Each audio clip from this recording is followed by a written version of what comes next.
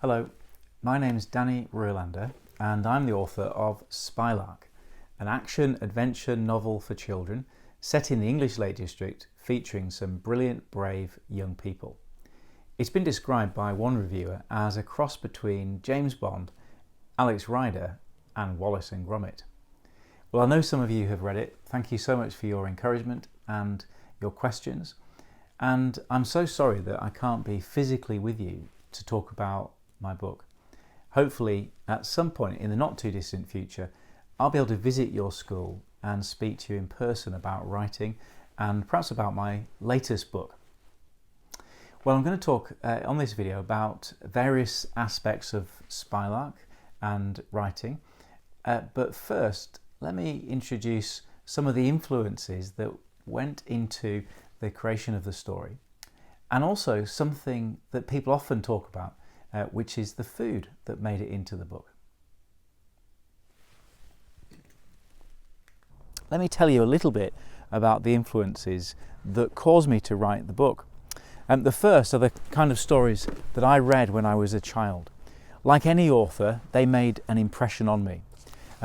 Stories like Swallows and Amazons by Arthur Ransome, which is set in the English Lake District and involves children having adventures outdoors.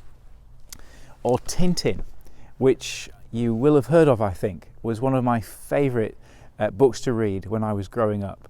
Lots of adventures in real places where Tintin combats evil people and saves the world. A second influence, which you will see in the book, is flying. And when I was a little bit younger, I had the opportunity to learn to fly an aeroplane with the Royal Air Force. And I wanted to capture the perspective that flying brings in my story. The third influence, and perhaps the most important, is this place here, the beautiful English Lake District where I grew up. And I hope when you read Spylark, you do get a sense of this place. So all of those three influences began to come together in my mind. The stories I read as a child, the subject of flying and the perspective it brings, and this wonderful place. And it was not far away from where I'm standing now that all of that began to take the shape of the story that is now Spylark.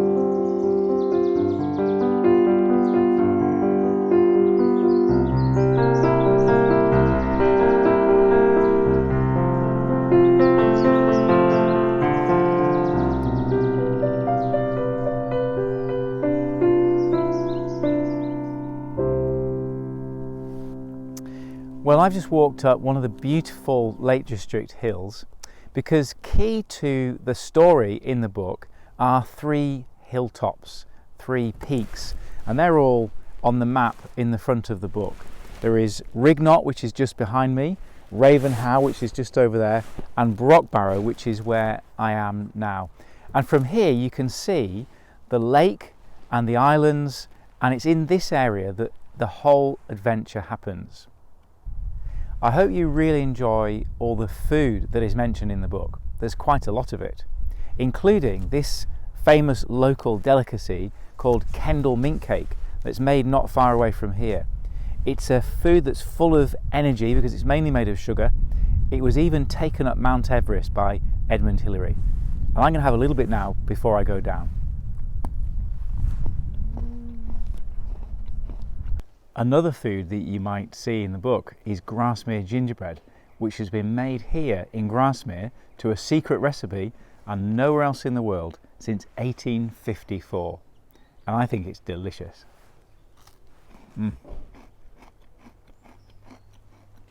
When I wrote Spylark, I really wanted to try and capture this wonderful place, the English Lake District, and it might just inspire you to come for a visit. I hope that you can do. And if you ever do, there are plenty of things to do here. You can walk on these beautiful fells and see the lakes and enjoy all the wonderful scenery. You could go to see the swans in Bowness.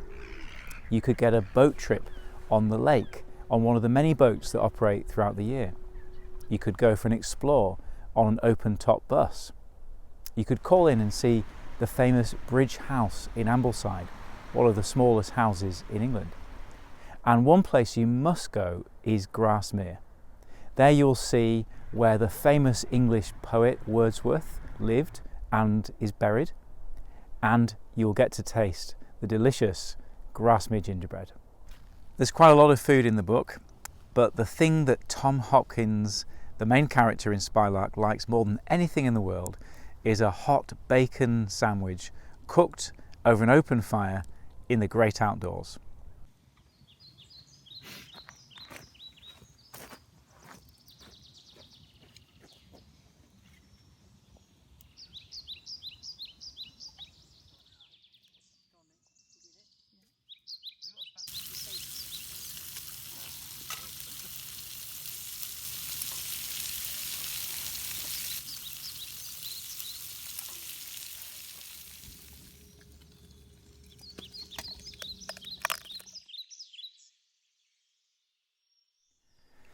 Well, I hope that was interesting to see the real place where the book was set. The setting of a book is one of the things that is often overlooked, I think, in story writing. Every story has to be set somewhere. It could be a distant galaxy somewhere, it could be a fantasy land of your imagination, or it could be a wet playground on a Monday morning. But every story has a setting, a place where the characters experience, I suppose, the plot. And with my book, Spylark, I was particularly keen that the setting came to life because it was somewhere that I knew and loved and had had adventures of my own in. Now, when I'm writing about a setting, the setting itself is not the main thing. It's like the kind of the backdrop to the picture that is in focus. But I really want that setting to feel real for the reader. And the way I start this is I get a blank piece of paper and I just brainstorm words and ideas associated with that particular place. A little bit like a painter might mix up a palette of paints before they start painting. And I'll want to incorporate all the different senses among those words. What does the place smell like? A very important sense.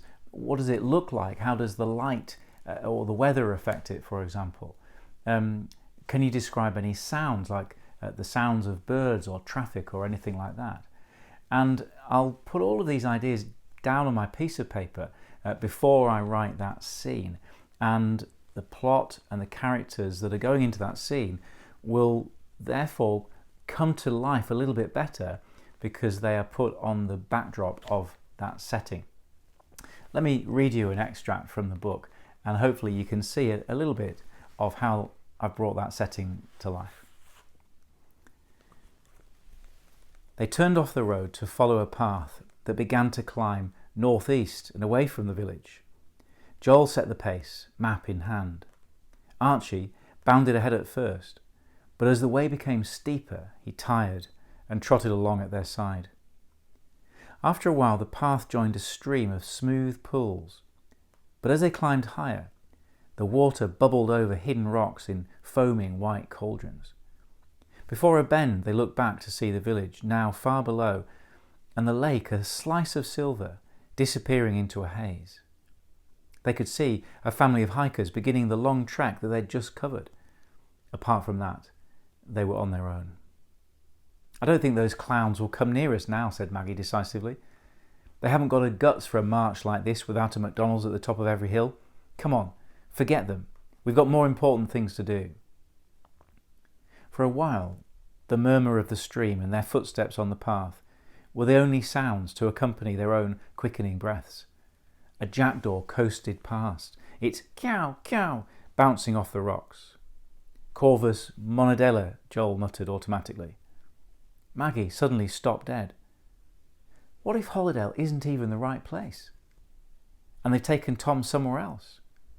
"Come on," she said, striding forward again. "Jim says the truth will out. Let's make sure he's right." One of the ways I wanted to capture that setting and to incorporate a real sense of adventure and excitement in the story was through the theme of flying. But of course there is a problem. The characters in the book are children, and children don't normally fly aeroplanes around the Lake District. The solution, as you'll know if you've read the book, were drones. I've got 2 drones. Here is my little drone called Buzz, which is usually used for indoors when I actually go to visit schools. And this is my big drone called Bee, short for Beatrice, Buzz and Bee. And this is an outdoor drone. Now Tom, the main character, is an inventor, and he creates some drones that are much better than either of these. They can fly further and faster and higher. And what I loved about drones is that they enable the character to really be in 2 places at once. Tom is in his garden workshop indoors, and he is looking at an image from a long way away relayed by his drone. And that means that as the character he can be in 2 places at once, and I thought that was fantastic for a spy story. And as you'll know if you've read it, that is how the story gets started. Tom is flying around the Lake District hills with his drone, and he begins to see something suspicious. Well, let me give you a glimpse of how using one of these machines can change your perspective of a place.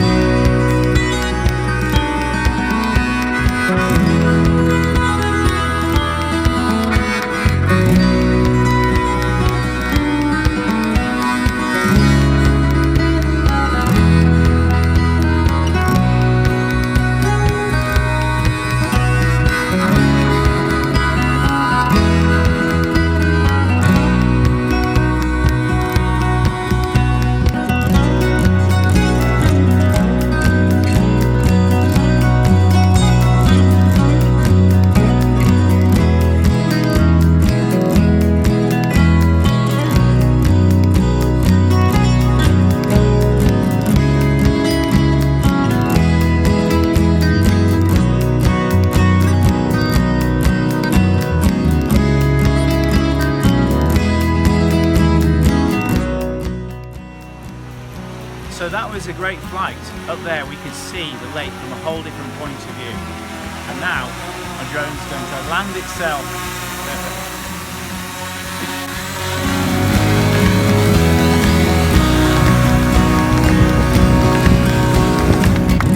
Well, that was a success, wasn't it? Yeah. Well, I hope you enjoyed seeing what a different view a drone can give you. But I'll let you into a secret. Before I started writing Spylark, in fact before I finished it, I'd never actually seen or used a drone at all. It was all from a little bit of research I did, and the rest was my imagination. And I hope that's an encouragement to you in your own creative writing. You don't have to have experienced something or been to a particular place in order to write about it. In fact, one of my favourite authors, Hergé, who wrote the Tintin series, he was what was called an armchair traveller. He used to write about places all over the world that he never actually went to. He just did the research at home and then used his imagination. But I was interested in flying before I wrote Spylark, and if you're interested in flying, here is a way you can experience the principles of flight with a single piece of paper. I'm going to show you how to make what I think is the best paper aeroplane in the world. Here goes.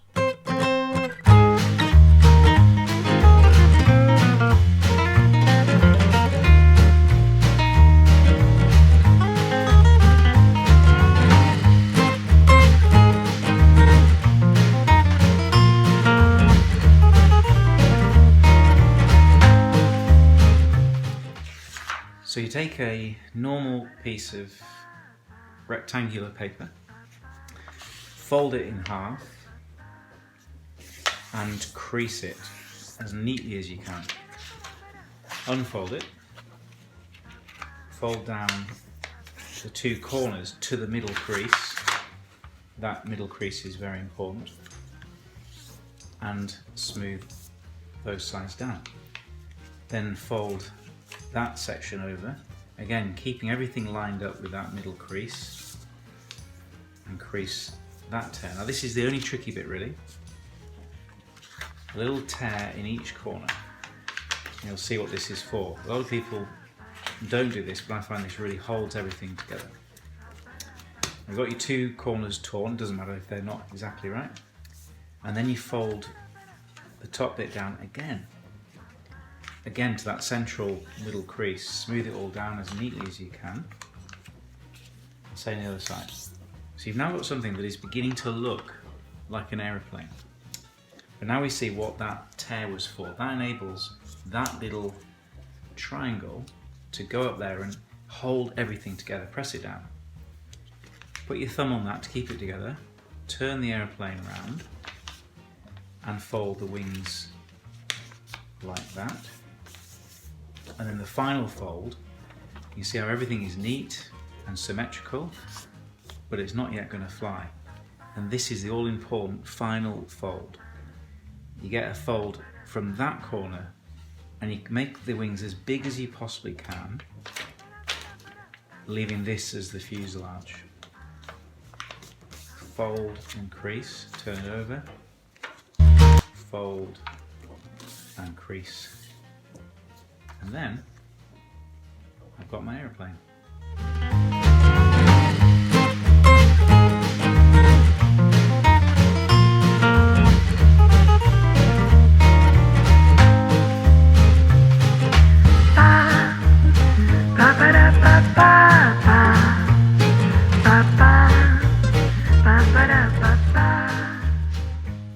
Well, I wonder how you got on with your paper airplanes. If you're able to, it's great fun to be able to have a competition with a few of your classmates. This is what I normally do when I visit schools, and you get a few people to fly their paper airplane at the same time, and the winner is just the one that flies the furthest. Well, I've now got a few questions from you, so thank you so much for these questions. Eden from Rushcliffe asked, how long did it take you to write the book? Well, Eden, this was my first novel and it was in my mind for a long time. I think it took 4 years between first putting pen to paper and seeing the thing actually published. And that involves a lot of rewriting and editing and doing different drafts to improve it each time. So around about 4 years was how long it took me. Isabella from Rushcliffe asks, how do you develop characters? Well, I think that's a great question, Isabella, and I think characters are one of the hardest things to get right, so it's really worth taking some time over. I think I'd begin with a couple of things really. One is that it's impossible to write down all the kind of characteristics of the character you want before you begin. It just, for me at least, it just becomes too complicated and I start forgetting things. So what I write down is on a piece of paper just a couple of main ideas. Usually one strength and one weakness will get you going. So in Tom's case, his strength, I suppose, is that he's very creative and tenacious. He really, if he wants to do something, he really pursues it until he does it. The negative side, the weakness, I suppose, is that he's a bit angry and he's a bit withdrawn and inward looking. So you get the strength and the weakness, and those two things will kind of play inside the character to make them interesting and also to help them to grow as well. The other thing I do is then make sure that the character has an opposite number. So in Tom's case, I guess it would be Maggie, who's very different to him. And there's also, of course, in the story, the antagonist, Rufus Clay. So your character needs to have somebody who is opposing him, who will bring out his strengths and weaknesses, but also an opposite number, sometimes called a sidekick, who kind of complements the character in the story. And then the third thing is to remember that plot and character work together. So you've got your character, but you don't really see what they're like until you put them in a situation where they've got some challenges to face or some conflict to resolve. And that's really how stories work. The plot, the adventure that the character is in, reveals the character to the reader and also develops the character through the course of the story. So I think that's a great question. It's very difficult, I think, one of the hardest parts of story writing, but I hope that's given you a bit of a starter. Elsie from Rushcliffe says, did you base it on real life experience or was it completely made up? Well, I hope, Elsie, that what I've showed you in this video has begun to answer that question. It's a little bit of both. It's partly based on my own experiences of adventures in the Lake District, partly based on reading I did, and the rest of it, of course, is made up over time. Celine from Rushcliffe says, do you know anybody like Tom?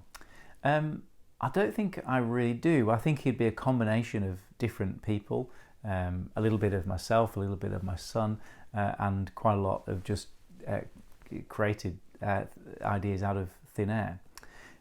But sometimes when you are creating a character, it is helpful to think about somebody you know, or even try this. Try thinking about two people you know, and then bring them together into one person. So that person is not going to be kind of recognizable when they read your story, but you've created somebody new, but you've got a frame of reference.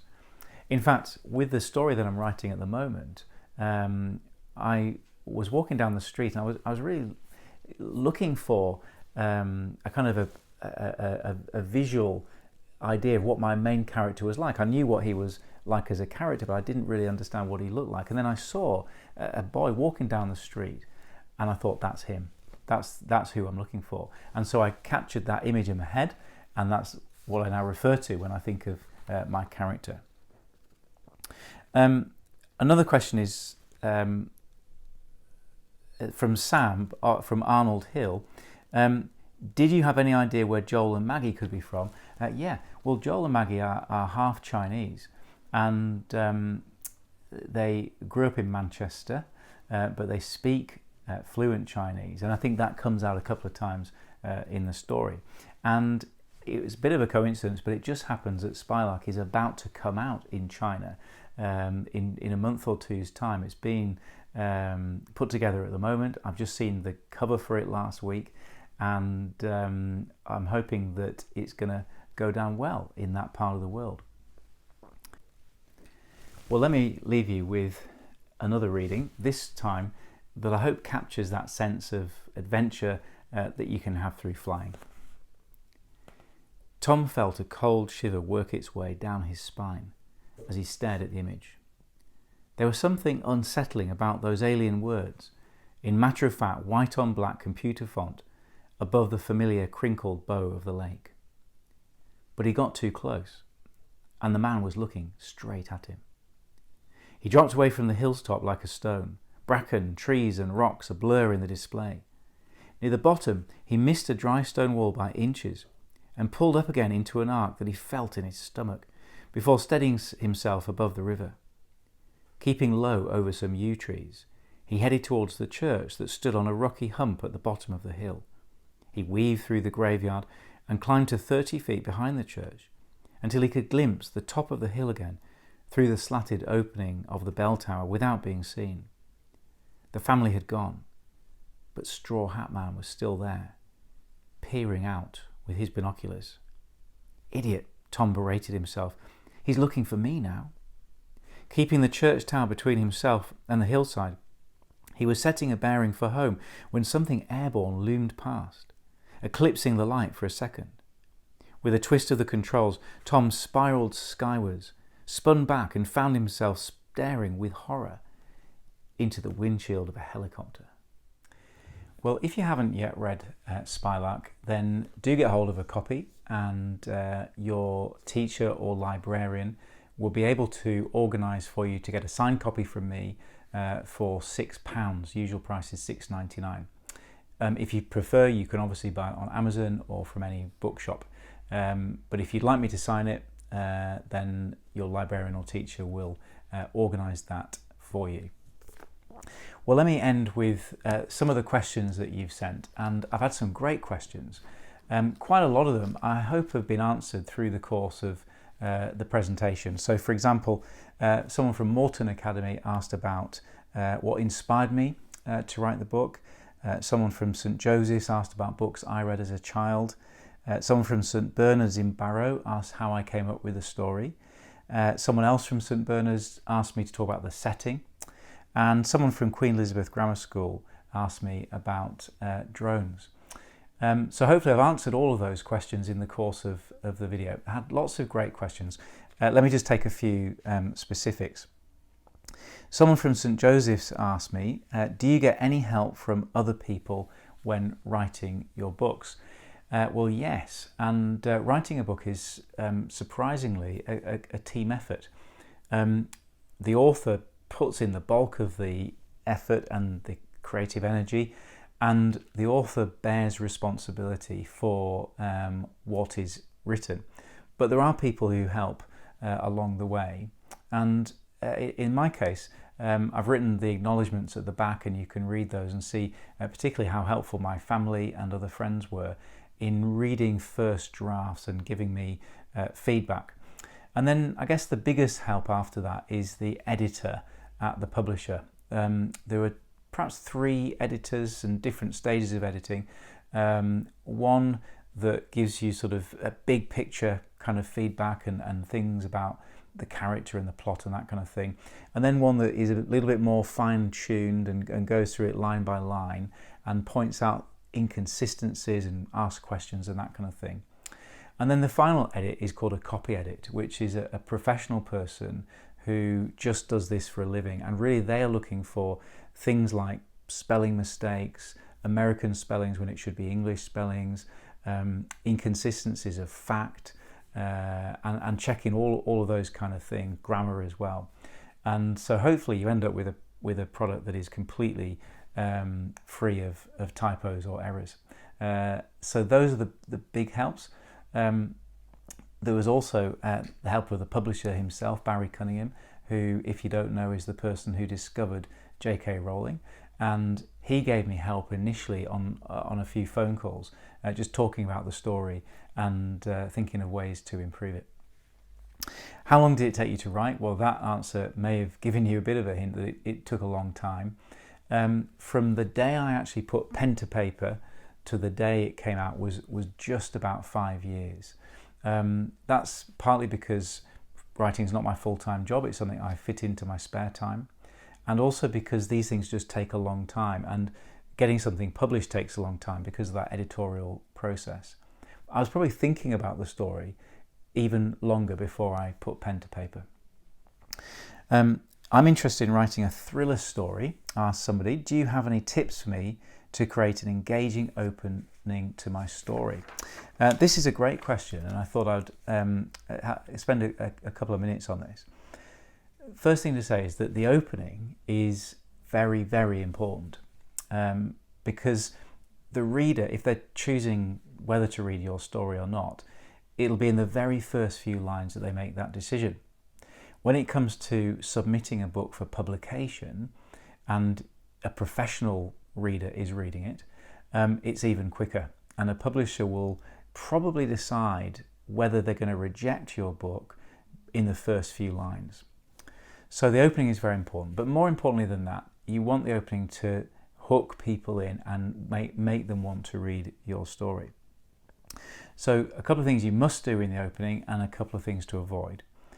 What you must do in the opening is provide a sense of the setting immediately, what kind of book it's going to be, the genre of the book, and the sort of the tone and the feel or the voice that you as the narrator or you as the author are going to use.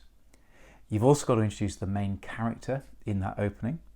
And the other thing you've got to do is you've got to give some tantalizing clues that will make the reader to want to read on. And in particular, you've got to have some conflict or tension, the kind of the problem that needs resolving that takes the reader into the story.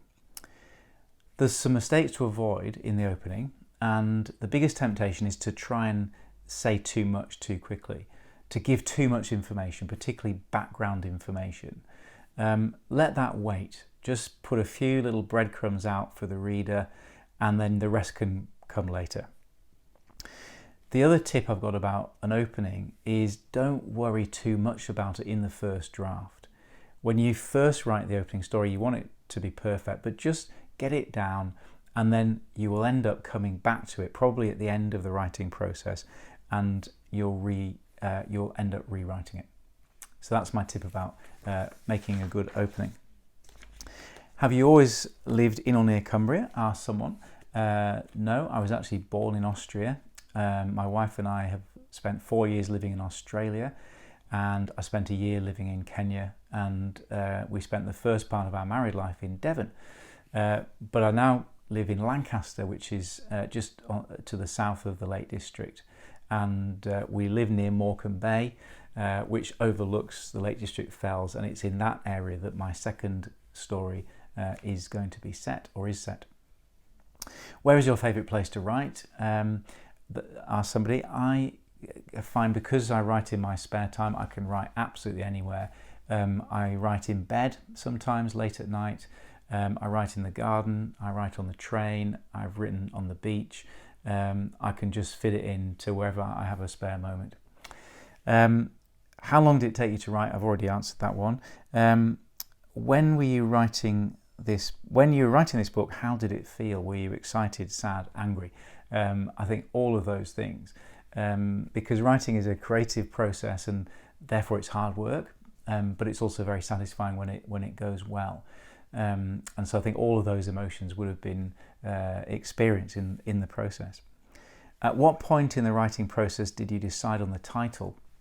Well, the book went through a couple of different titles. It was originally going to be called Spylark, for obvious reasons if you've read it. And then Barry, the publisher, suggested Spylark because he thought that sounded more exciting.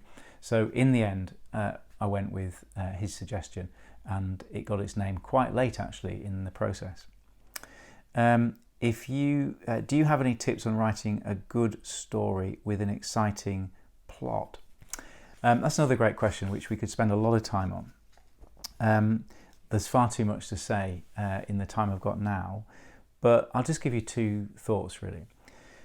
First thing is that there is much more to a good story than the plot.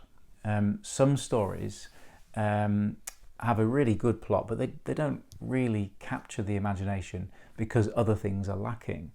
Other stories have a mediocre plot, but they still seem to work, and that's because perhaps the character is so memorable. I think there are 5 elements to every good story, and I've made them all begin with P so that they can be easy to remember. First is you need a place, that is the setting that we talked about earlier. Secondly, you need people, that's the characters. Thirdly, you need problems, the conflict or obstacles that the characters have to overcome. Fourthly, you need a plot. Sorry, that couldn't read my own writing. You need a plot, which is the kind of the shape that the conflict takes as the characters work through it. And then fifthly, you need progress, which is the sort of the structure and the movement or the pace of the book. So you can see from that, the second point that I want to make is that for a plot to work, it's got to work with those other elements. For example, character is seen when the main protagonists in the book work through the obstacles that creates the plot. So you don't have character without plot. Characters are formed as they go through the challenges and the adventures of the plot. So you've got to have those things working together. Don't just think about plot alone. That's not enough to write a good story. You've got to have the others as well. And probably the number one most important thing, even more important than plot, is character. Because if you think back to any story that you've read that you've just loved, it's probably because the character was real and somebody you sympathised with, somebody you wanted to be like even. Two more questions. I don't really like reading books very much, but I know it's important. Can you recommend any books that you liked when you were younger? Well, I've already talked about some of those, but my recommendation, because everyone's got different tastes and likes and dislikes, but my recommendation is you speak to your school librarian, because they will actually know you, or they can get to know you, and they can ask you questions about what kind of things you like reading, and they will have lots of great ideas, new books and old books, and they'll be able to recommend things. My tip really is just start reading something and see what kind of things you like, and then ask for more books like that. Final question is from someone from St. Joseph's. What is the hardest part about writing a book? I think that's a great question, and I think the hardest part is keeping going till the end. To write a novel-length book takes an enormous amount of stamina, and there'll be various times when you feel that you can't do it and that you're not good enough, your writing is poor, and no one's going to want to read it. And through those times, you've just got to keep going, and it just takes stamina. It's a marathon, not a sprint. And the thing that helps me, I think, with that is the process of rewriting, knowing that you can't be a perfectionist the first time round, but you can go back and you can revise, and I think that's when things get really good. Well, I'm sorry if I haven't got to your question, because we've run out of time. Thank you again so much for your interest in Spylark and my writing in general. Once again, I'm so sorry that I couldn't meet in person. I do hope that one day I'll be able to come to your school and talk about these things face to face. But for now, whatever you're doing this afternoon or this morning, the rest of today, for World Book Day week, I hope you have a great day, and thank you so much for having me to visit virtually your school.